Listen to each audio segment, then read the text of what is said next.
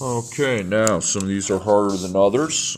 This one here, there's a comparison of the two amounts I'm looking for. So it says a total of $20,000 is to be invested, some in stock, bonds, some in certificates of deposit. The amount invested in bonds is to exceed, that means more than that in CDs by $3,000. So I know that the two things I don't, how much will be invested in each type of, okay, that's kind of poorly worded. How much money are you putting in each type of investment? Okay, so we know we're going to use X and X plus 3,000 because that's more than means exceed. So X plus 3,000. It's like those tables you make where you put X in one and X plus 3,000 in the other. That equals the total investment, and then it becomes a nice, easy equation to solve. So that's going to be 2X equals 20,000, and then we're just going to minus 3,000 and then divide by 2. So that's, did I do that one right? Yeah, I did. So that's 8,500. So put that answer down. That's one answer. And then the other answer, you're just going to add 3,000 onto it, which is 11,500. Okay, now it says invested in bonds is more. It exceeds the CDs, so this is bonds, and this is CDs. So really it doesn't take that long. And then the next one doesn't take that long either, but instead of more than, it says less than. So a total of $10,000 is divided between Sean and George. You're not actually going to divide here. With George to receive $3,000 less than Sean, how much will each receive? So again, you got that $10,000 and you're giving it between two people. But this time he receives $3,000 less. So I'm going to start with X, and then I'm going to add X minus 3,000 would be the way to go with that. So we add the X's, it's 2X.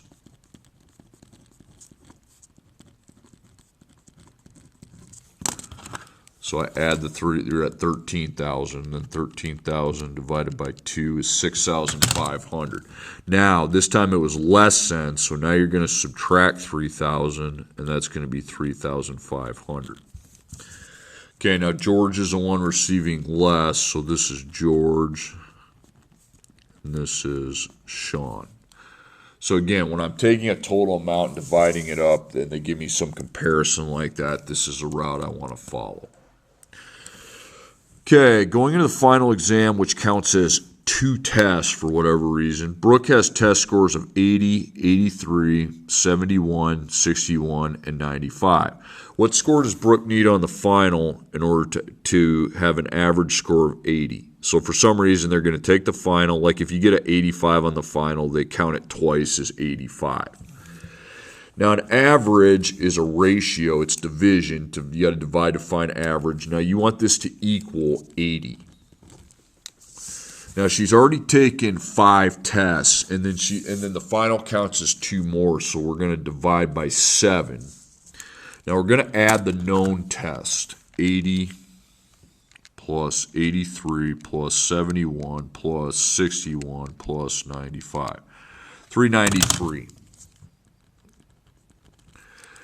And then we're adding the test, but it counts as 2 tests, so it's plus 2x, okay?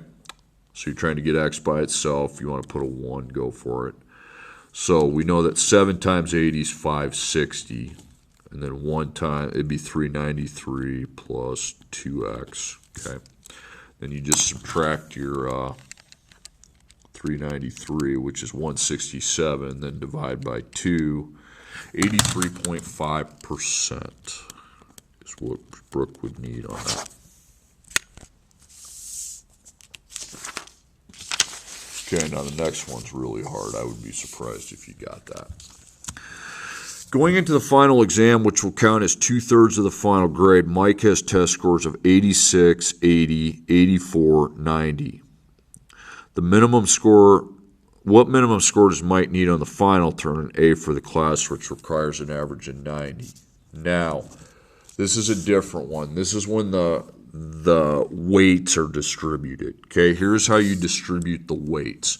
See, here there were no weights distributed. It doesn't say, and by the way, a fraction, a percent, same thing, but a lot of teachers weight it. Okay, fraction, percent, weighted, same thing. What you're going to do is make two parentheses, and your weights are 2/3 for the final. Well, that would be then 1/3 for the rest of the class. That'd be a heck of a high-stakes final. Now, we're trying to figure out the final, so that's x. Here's what you need to do in this parentheses. You need to find the average that he has already of his test. You are just going to add the tests together, 86, I'll write it. You're going to add 86 plus 80 plus 84 plus 90, and then you're going to divide that sum by 4. Okay, this is how to deal with weights. And percents are the same thing. If it's like an 80 and 20, you'd go 0.20, 0.80. Okay, usually the 0.20 is a final. It'd be 0.20x, and then 0.80 is where you're at already. Okay. So again, I take his work already from the test. He must just be grading for test. Then divide by 4. It's 85. Well, first thing we're going to do is take 1/3 times 85. Okay, write 28 1/3. So you got 28 1/3 plus 2/3 x equals 90. Then I subtract 28 1/3 from 90. And then, yes, I'm going to divide by 2/3. Divide by 2/3. I mean, if that was just a 3, I'd divide by 3. So I'm going to divide by 2/3. 92.5. Okay, so he needs to get a 92.5% to get that A. And that is what you do to deal with weights. Okay, now there are two ways you could do the next problem. Sandra, who was paid time and a half for hours worked in excess of 40 hours, had gross weekly earned wages of $5.46 for 48 hours work. What's her regular rate? There are two ways to go about this. One way is a way we've learned that you've learned from me. Okay, you can have 3 units. You can have your money, and then regular hours and overtime hours. Okay, because that's what essentially that is. So I'll make a table here on this scratch paper. There's 2 ways you can go about this.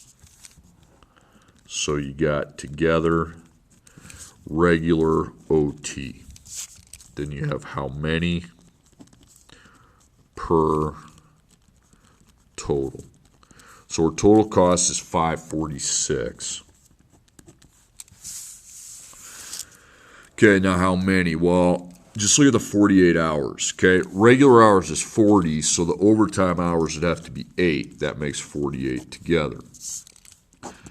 Now, you need to write expressions for the regular and the overtime. The regular pay is what we're trying to figure out. So that's X. And the overtime is time and a half. So that would be 1.5 times X, or 1.5X. So you're going to have 40X.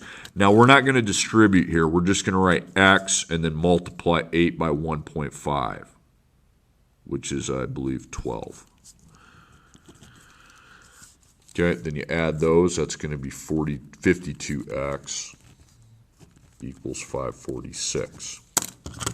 I divide 546 by 52, $10.50. Now all they want is the regular rate. Okay, so $10.50. Now there is another way you could set it up. Okay. Nah, it's probably the best way to do it, to be honest with you. Okay, now this one we did do last year. A builder of attract homes reduced the price of a model by 15%. The new price is $425,000. What's the original price? Now there's an equation you can write with these percent offs and ups. Now if you take 15% from 100% of the price, you're at 85%. So this is my percent factor. I'm going to put 0.85 here. And this is the original. This is the new. Well, they give me the new price, and I have to find the original. That ain't hard. We'll just divide. We'll take 425,000, divide by 0.85, $500,000. was the original price.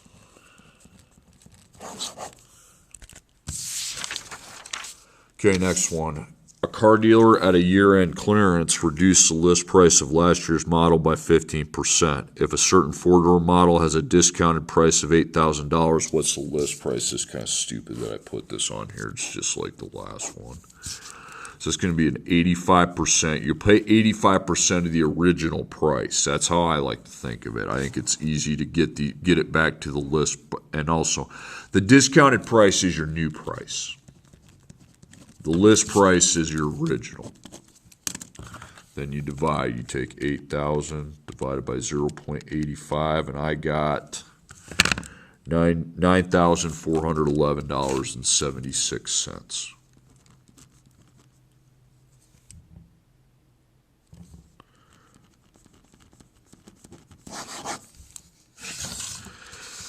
Okay, then a movie theater marks up the candy it sells by 275%. If a box of candy sells for $3 at the theater, how much did the theater pay for the box? Now, you don't just put 2.75. You know how here I've been taking 100 minus 15%?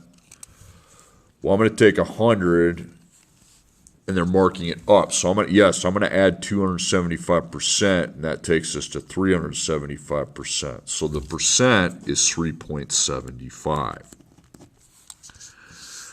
Now, as far as what's the new, what's the original? Now, normally when a business buys something, what they buy it for is the original, and then what they sell it for is the new.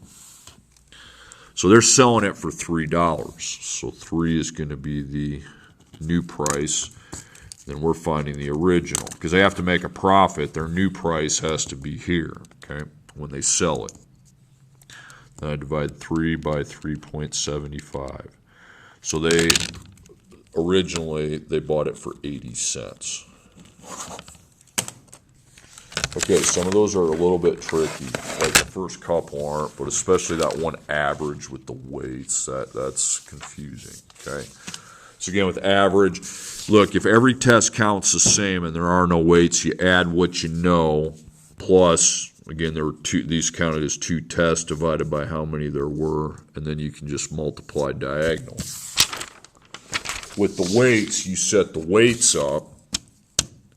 Usually your one you don't know is X, and then the other one you have to calculate your work, okay, what you've done so far.